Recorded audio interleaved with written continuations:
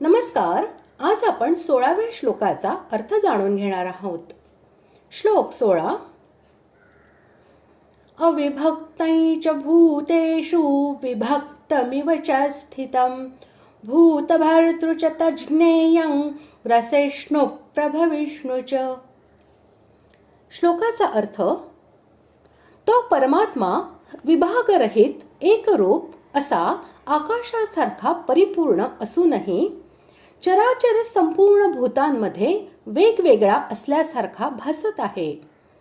तसाच तो जाणण्याजोगा परमात्मा विष्णू रूपाने भूतांचे धारण पोषण करणारा, रुद्र रूपाने संहार करणारा आणि ब्रह्मदेव रूपाने सर्वांना उत्पन्न करणारा आहे. अविभक्त असूनही सर्व प्राण्यांमध्ये तो विभक्त असल्यासारखा स्थित आहे. या वाक्याने त्या जाणण्यास योग्य परमात्म्याच्या एकत्वाचे प्रतिपादन केलेले आहे.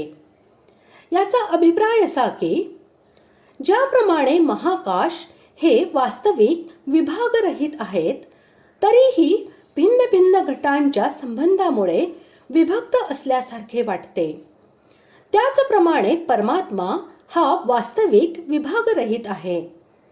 तरीही संपूर्ण चराचर प्राण्यांमध्ये क्षेत्रज्ञ रूपाने तो भिन्न भिन्न असल्यासारखा स्थित आहे असे वाटते. परंतु ही भिन्नता म्हणजे फक्त वाटणेच होय.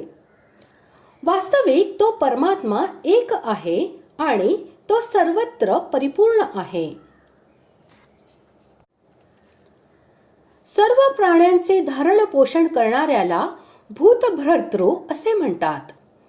संपूर्ण जगाचा संहार करणाऱ्याला ग्रसिष्णू असे म्हणतात आणि सर्वांची उत्पत्ती करणाऱ्याला प्रभविष्णू असे म्हणतात. या तिन्ही पदांचा प्रयोग करून येथे असे दाखविले आहे की तो सर्वशक्तिमान ज्ञेय स्वरूपी परमात्मा हा संपूर्ण चराचर जगताची उत्पत्ती, स्थिती आणि संहार करणारा आहे. तोच ब्रह्मदेवाच्या रूपाने हे जगत उत्पन्न करतो. तोच विष्णू रूपाने याचे पालन करतो आणि तोच रुद्र रूपाने याचा संहार करतो.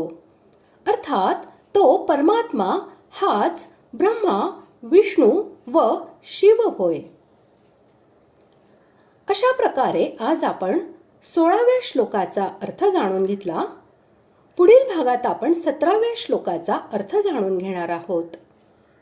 धन्यवाद.